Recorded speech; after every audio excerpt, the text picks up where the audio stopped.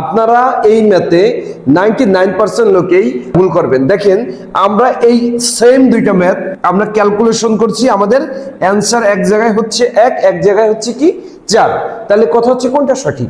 এখানে আমরা 16 কে 8 দিয়ে ভাগ করলাম, হলো 2 থেকে গেল, 2 কে 2 দিয়ে ভাগ করলাম, আমাদের হলো কত 1।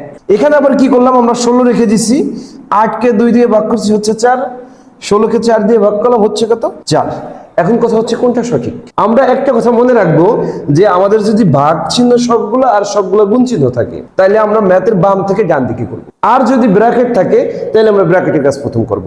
যেহেতু এখানে কোনো ব্র্যাকেট নেই সুতরাং আমরা বাম থেকে ডান দিকের কাজ আগে করব।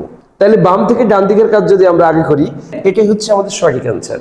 এখন আপনারা বোর্ডে দেওয়া এই ম্যাথটি ক্যালকুলেশন করে কমেন্ট বক্সে আমাকে জানান। আপনারা যারা আমার ইউটিউব চ্যানেলে নতুন আছেন তারা নিত্য নতুন ম্যাথের বিভিন্ন সমস্যার সমাধান পেতে চাইলে আমার চ্যানেলটি সাবস্ক্রাইব করে পাশে থাকা বেল আইকনটি বাজিয়ে দেন।